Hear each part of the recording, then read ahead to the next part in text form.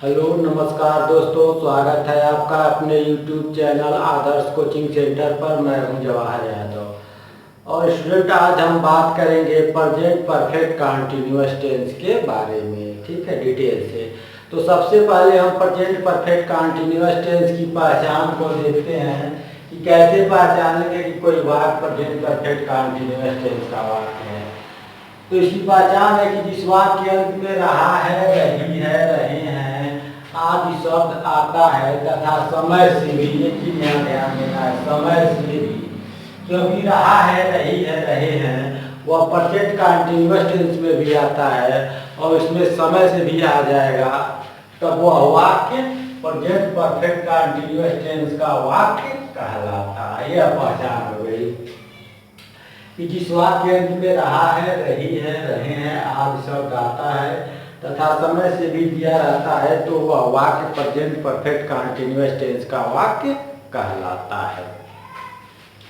अब यहाँ दूसरा स्टेप है सहायक क्रिया। इसको नोट कर लीजिएगा। सहायक क्रिया है हैज बीन और हैव बीन। नियम नंबर 1 है। नियम नंबर 1 है, इसका नियम ये है मतलब कहाँ हैज बीन लगाएंगे और कहाँ पर हैव बीन लगाएंगे। तो ही, सी, इट तथा एक वचनकर्ता के साथ हैज बीन का प्रयोग करते हैं। दूसरा नियम है आई, वी, यू, दे तथा बहुवचनकर्ता के साथ हैज बीन का प्रयोग करते हैं। तीसरा नियम है मुख्य क्रिया में आईएनजी जोड़ते हैं। जब मुख्य क्रिया लिखेंगे तो उसमें आईएनजी बढ़ा देंगे। तो इतनी बातें आप लोगों को लर्न करना एकदम अनिवार्य है। ठीक है, तो इसका स्क्रीनशॉट आप लोग ले लीजिए और हम तब आगे बढ़ें। 2 नियम और है इसमें। आई होप कि आप लोग स्क्रीनशॉट ले लिए होंगे और हम इसको मिटा रहे हैं। आगे बढ़िए।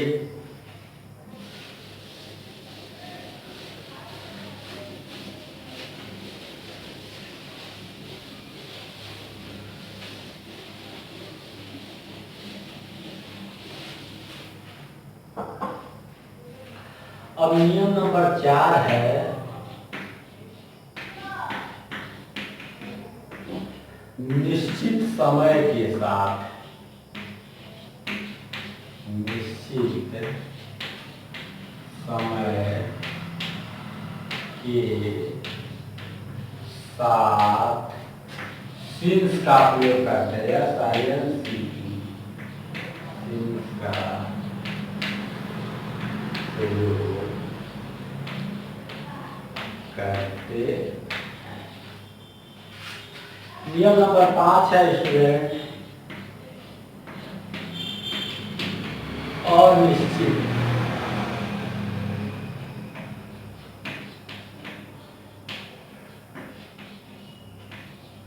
अनिश्चित समय के साथ आर का प्रयोग करते। अब यहाँ इस चीज को आप लोग समझ लीजिए कि किस समय को निश्चित मानेंगे और किस समय को अनिश्चित मानेंगे, क्योंकि हमने लिखवाया है कि निश्चित समय के लिए सिंस का प्रयोग करते हैं और अनिश्चित समय के लिए फार का प्रयोग करते हैं।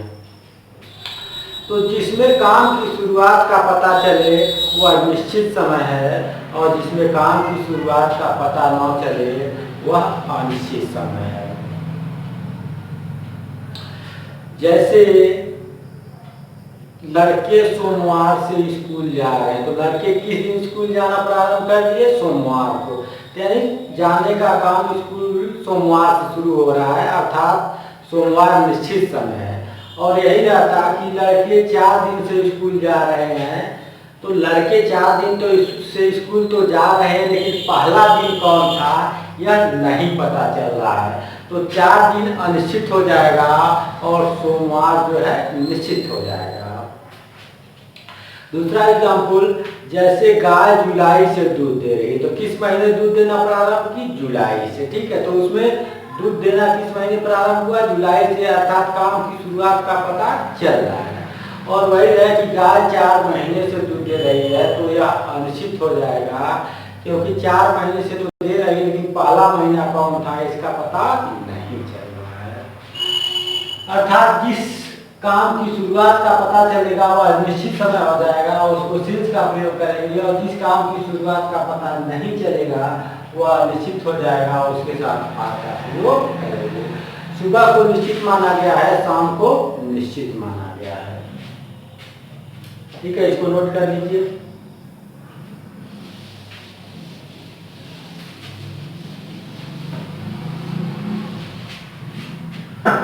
अब आइए हम बात करते हैं simple sentence. SIMPLE simple sentence, साधारण वाक्य।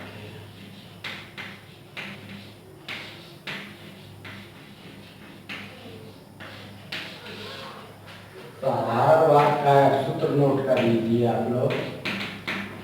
सबसे पहले कर्ता लिखा जाएगा सब्जेक्ट, उसके बाद हैड या हैड, फिर प्लस बीन, प्लस मुख्य क्रिया यानी मेन वर्ब,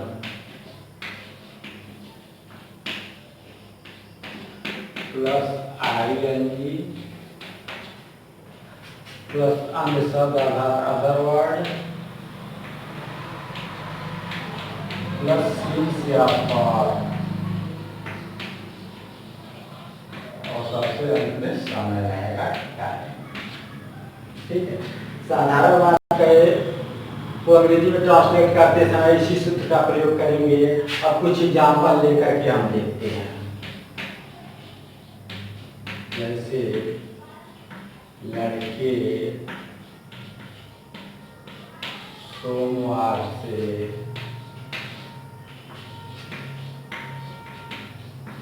स्कूल जा रहे हैं। लड़के सोमवार से स्कूल जा रहे हैं। वे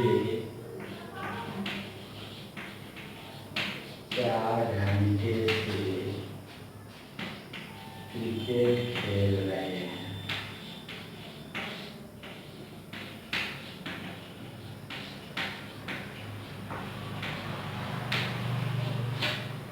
ये 2 वाक्य आपके सामने है, इसको अंग्रेजी में ट्रांसलेट करना है। तो सबसे पहले हम पहचानेंगे कि यह वाक्य किस टेंस के हैं। तो यहाँ देखेंगे लास्ट में, तो यहाँ रहे हैं और यहाँ सोमवार से आ गया, यहाँ रहे हैं और यहाँ 4 घंटे से आ गया। ठीक है, अर्थात यह वाक्य प्रेजेंट परफेक्ट कंटीन्यूअस टेंस का वाक्य है। क्योंकि प्रेजेंट परफेक्ट कंटीन्यूअस टेंस की पहचान को हम लिखवाए थे कि जिस वाक्य अंत में रहा है, रही है, रहे हैं, रहा वाले शब्द आता है तथा समय से दिया रहता है, तो वह वाक्य प्रेजेंट परफेक्ट कंटीन्यूअस टेंस का वाक्य कहलाता है। ठीक है, टेंस पहचान गए। इसके बाद अब सेंटेंस पहचानेंगे कि मतलब यह साधारण वाक्य है कि नकारात्मक वाक्य है कि प्रश्नवाचक वाक्य है। तो जब प्रश्नवाचक वाक्य आता है तो उसमें प्रश्नवाचक चिन्ह लगा रहता है। इसमें प्रश्नवाचक चिन्ह नहीं लगा है, अर्थात यह प्रश्नवाचक वाक्य नहीं है। इसमें खड़ी पाई लगा है, तो खड़ी पाई जो है 2 वाक्यों में लगा रहता है, साधारण वाक्य में और नकारात्मक वाक्य में। तो अब यह कैसे पहचानेंगे कि यह साधारण वाक्य है कि नकारात्मक वाक्य है? क्या यह ध्यान दीजिएगा कि जब नकारात्मक वाक्य रहेगा तो उसमें नहीं जरूर रहेगा। इसमें नहीं लिखा है, इसका मतलब यह साधारण वाक्य है।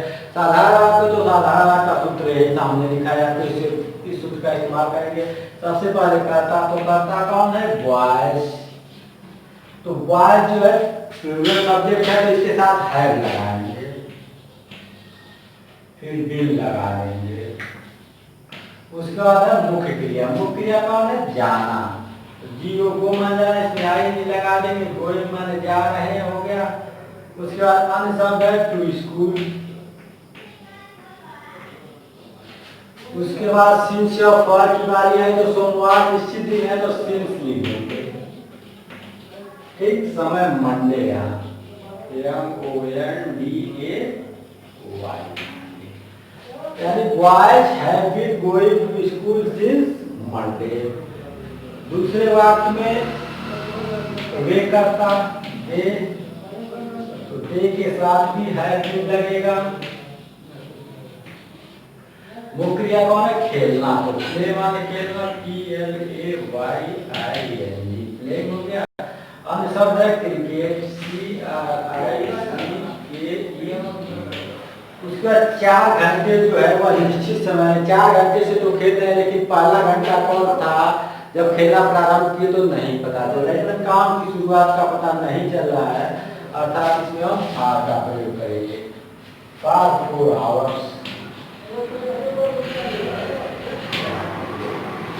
आशा करता हूँ कि आप लोगों को दोनों एग्जाम्पल समझ में आ गए होंगे।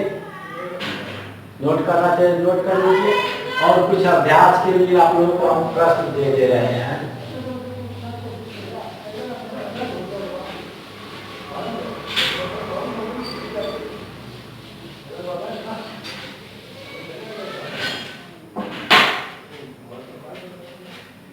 इसमें लिखिए सीता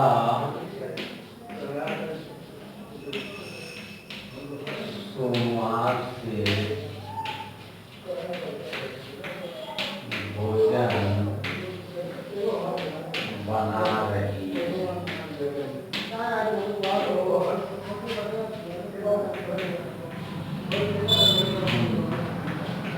4 बजे से बाजार